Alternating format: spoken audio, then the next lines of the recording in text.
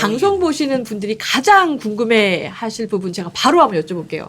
새해 2020년에는 집값이 좀 잡힐까요? 어떨까요? 저부터 할까요? 예.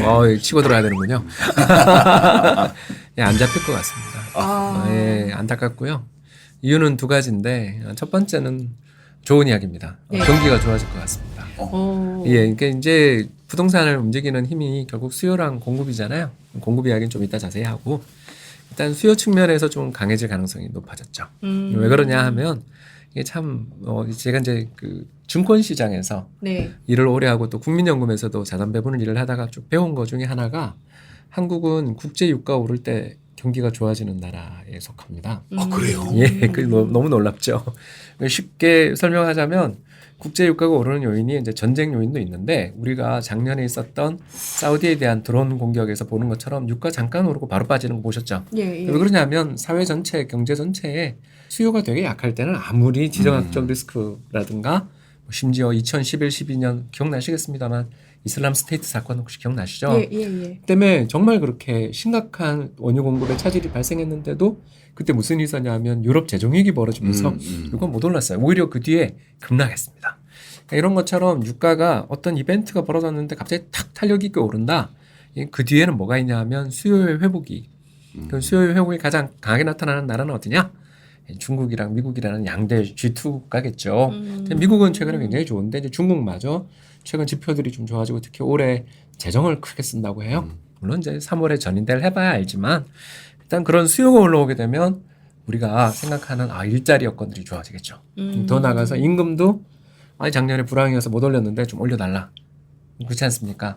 이런 것들이 가능해지기 때문에 이게 첫 번째고요. 두 번째가 문제가 또 뭐냐 하면 제 생각엔 그렇습니다. 시장이 너무 오랫동안 오르고 있어요. 6년째 오르고 있습니다. 그래서 2014, 15, 16, 17, 18, 19 그러니까 우리나라 역사상 최장기간 상승이에요. 이럴 때 사람들이 어떤 학습 목표를 갖게 되냐면 조정받을 때 사야 돼. 이런 생각들을 되게 많이 하게 되거든요. 약간만 떨어지는 기색이 보이면 산다는 거죠. 그러니까 대놓고 있는 거죠. 저희들 이야기를 하자면 호가 주문을 밑에다가 받쳐놓고 있는 주문이 많다. 안 사는 게 아니라 오히려 이제 떨어지면 학습이 돼서. 잡겠다. 그래서 저희들 말로는 줍줍 한다고 하는데요. 아니 이런 신세대 용어를 줍줍. 왜 그러냐면 주식시장에서 나온 용어예요.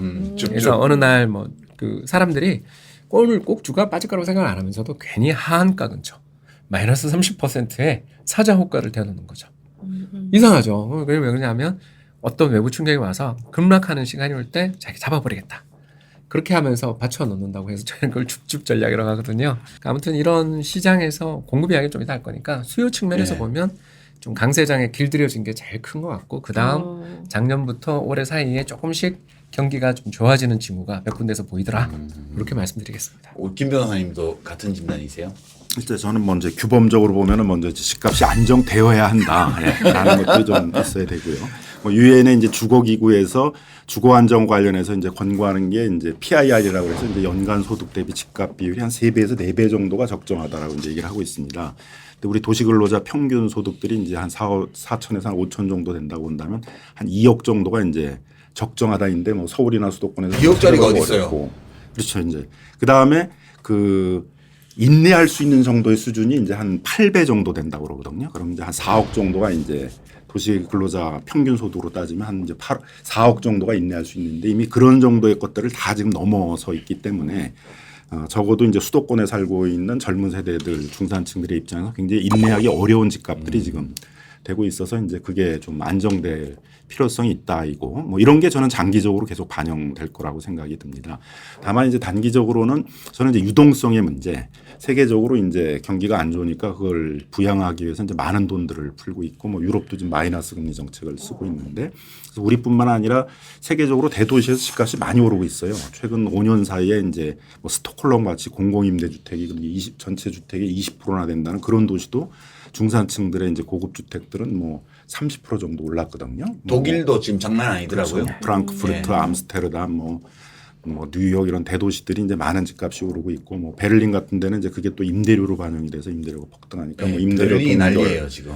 임대료 동결 뭐 이제 이런 정책도 선언하고 있습니다만은 그래서 이제 그런 한국도 마찬가지로 그런 저금리에다가 돈이 많이 풀려 있고 3기 신도시를 이제 추진한다 그러면서 또 토지 보상금이 대거 풀려야 되는 시기이고 토지 보상금의 특징은 이제 딴 데 안 가요. 반드시 또 부동산으로 오는데 그럼 부동산으로 오면 부동산에서 투자할 만한 데가 어디냐 그러면 이제 딱 한정돼 있단 말이에요. 서울의 강남이나 이런 지역에 어떤 이제 이 고가 주택들이 주로 이제 투기 대상이 될 것이기 때문에 그런 점에서 이제 상당히 불안정한 요소들은 있다. 근데 다만 이제 정부가 요번에는 좀 정신을 차리고 이거에 대해서 이렇게 비상하게 좀 대응을 해야 된다라고 해서 정책 의지를 강하게 보이고 있고 또 저는 이제 12, 16 대책뿐만이 아니라 이제 11월 20일 날 종부세가 부과가 됐어요.